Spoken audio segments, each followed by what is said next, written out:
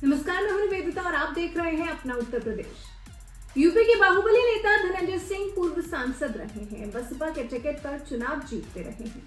16 अप्रैल को ही धनंजय सिंह की पत्नी को बहुजन समाज पार्टी ने जौनपुर से टिकट दिया था, लेकिन ये क्या, ऐन मौके पर बसपा ने अपना प्रत्याशी बदल दिया और मौजूदा सांसद श्याम सिंह यादव पर भरोसा जता दिया। हालांकि इसे धनंजय सिंह की पत्नी नाराज नहीं है, बल्कि अपने समर्थकों के बीच एक संदेश दे रही है, अपना दमखम दिखा रही है। अंत समय में बसपा के फैसले को बदलने की स्ट्रैटेजी से आप क्या समझते हैं? क्या जौनपुर में कई वोटों के गुणागणित का जादू है जिस पर बसपा ने गौर फरमाया? चलिए इस चुनावी दौर में इसी गणित को समझने की कोशिश करते हैं। बसपा ने फिर बदल दिया प्रत्याशी। छिपा है कौन सा गुणागणित?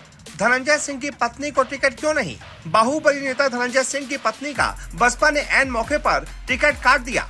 मौजूदा सांसद श्याम सिंह यादव पर भरोसा जता दिया। टिकट कटने पर धनंजय सिंह की पत्नी श्रीकला का बसपा का विरोध में बयान आया। कह दिया, सरकारें हमसे, हम उनसे नहीं।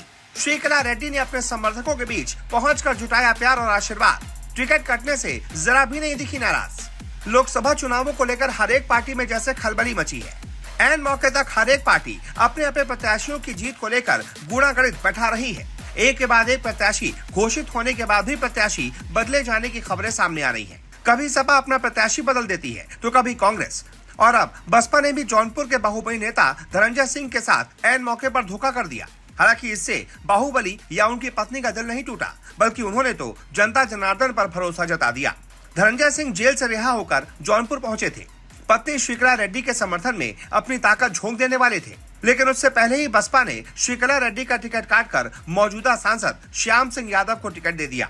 लेकिन बसपा ने ऐन मौके पर ऐसा क्यों किया? क्या ऐसा गुणागणित बैठाया जिसमें धनंजय सिंह की पत्नी फिट नहीं बैठ रही थी, बल्कि श्याम सिंह यादव बसपा को उनसे ज्यादा प्रभावशाली लगे? कैसे और क्यों, चलिए समझते हैं। श्रीकला रेड्डी का टिकट काट श्याम सिंह यादव प्रत्याशी चुने गए। जौनपुर में बीजेपी ने कृपा शंकर सिंह को मैदान में उतारा है। कृपा शंकर सिंह का जन्म जौनपुर में हुआ है, ठाकुर समाज से ताल्लुक रखते हैं और जौनपुर सीट को ठाकुर बाहुल्य भी माना जाता है। और क्योंकि धनंजय सिंह को मैदान से हटा दिया गया है तो कृपा शंकर सिंह को ही फायदा मिलता दिख रहा है।